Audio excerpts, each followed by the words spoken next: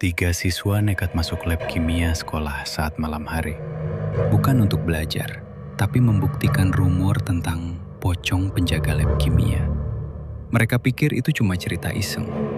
Sampai satu botol jatuh, dan sesuatu di balik lemari mulai bergerak. Malam itu sekolah sudah kosong. Lorong panjang hanya diterangi lampu redup yang berkedip pelan. Tiga orang berdiri di depan pintu lab kimia. Raka, si paling berani, suka tantangan. Dina, pintar, tapi penakut.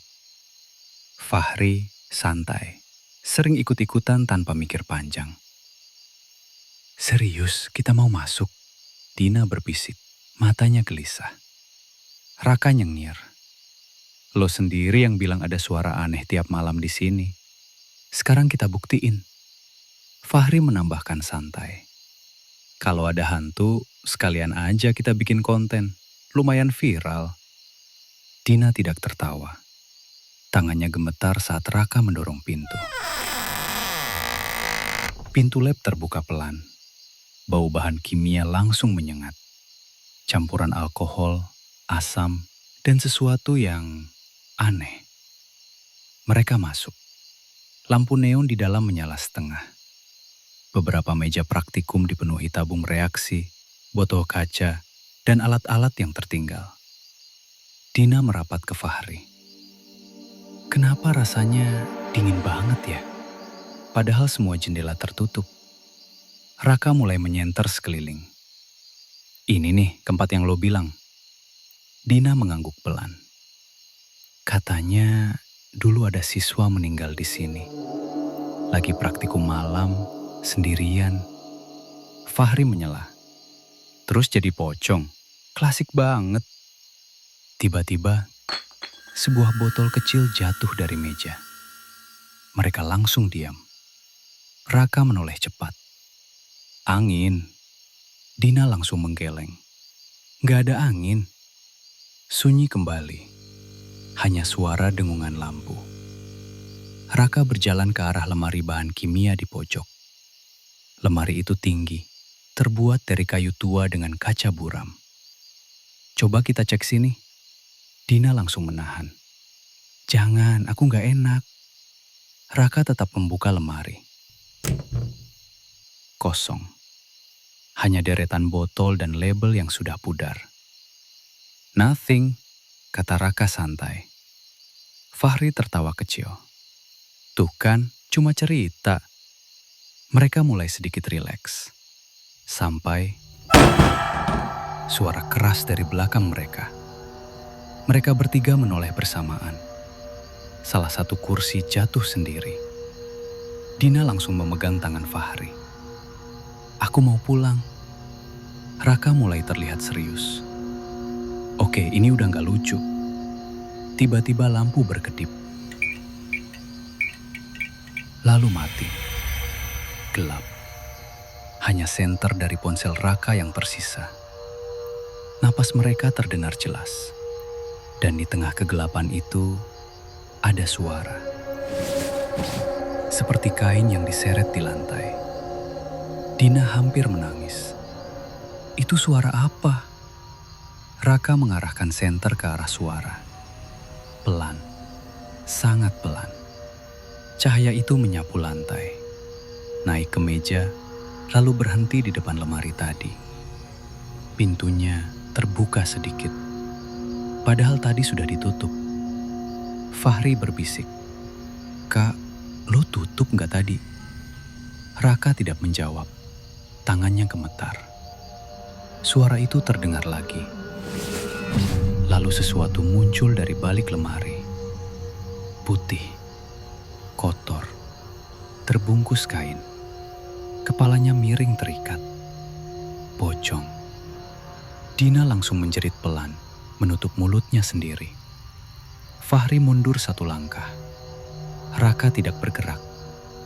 Pocong itu tidak langsung mendekat. Ia hanya berdiri. Diam. Seolah memperhatikan mereka. Lalu loncat. Satu lompatan pendek ke depan. Mereka bertiga tersentak. Lari! Teriak Raka. Mereka langsung berbalik menuju pintu. Tapi pintu terkunci. Raka mencoba membuka. Gak bisa, tadi gak dikunci. Fahri panik. Jendela, jendela! Mereka berlari ke arah jendela. Namun semua terkunci rapat dari luar. Dina mulai menangis. Dia makin dekat. Raka menoleh. Pocong itu sekarang sudah di tengah ruangan. Kepalanya miring, tapi sekarang perlahan berputar menghadap lurus ke mereka. Dan dari dalam kain, seperti ada sesuatu bergerak. Fahri berbisik, "Kenapa kayak ada yang hidup di dalamnya?" Tiba-tiba botol-botol bergetar. Seluruh meja praktikum mulai bergetar. Beberapa tabung jatuh dan pecah. Bau bahan kimia makin menyengat. Pocong itu melompat lagi. Lebih dekat. Dina menjerit. "Kita bakal mati di sini." Raka tiba-tiba melihat sesuatu. Di meja dekat mereka ada botol bertuliskan formalin. Matanya menyipit. "Fahri, bantu gue." "Apaan?" "Tuang itu ke lantai." "Lo gila? Cepat!" Dengan panik, Fahri mengambil botol itu. Mereka menuangkan cairan itu ke lantai, membentuk jalur. Pocong itu berhenti sejenak, seperti tidak suka. Raka langsung menyambar korek kecil dari tasnya. Dina kaget. "Lo mau apa?" Raka menatap pocong itu. Kalau dia itu harusnya takut api. Pocong itu melompat lagi, semakin cepat. Raka langsung menjatuhkan korek. Api menyambar cairan di lantai, membentuk garis api di antara mereka dan pocong itu. Pocong itu berhenti, tubuhnya bergetar.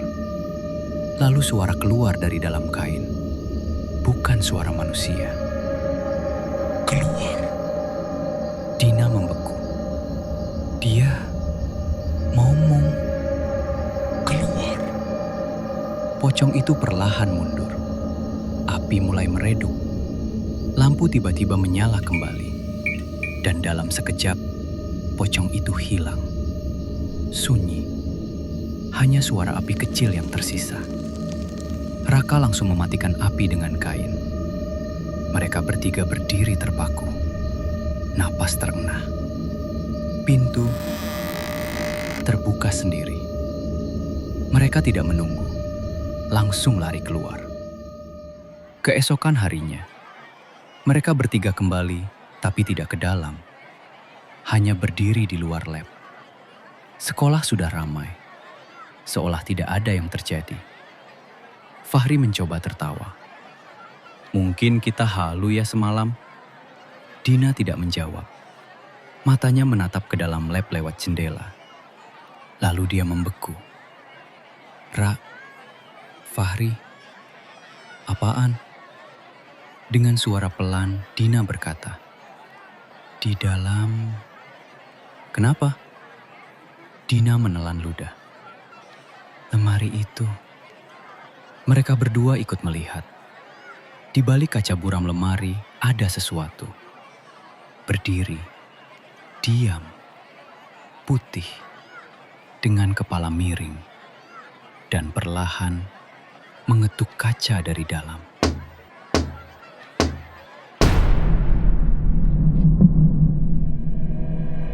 Jika suatu saat kamu merasa tidak sendirian, mungkin memang benar begitu. Dan ingat, jangan teriak.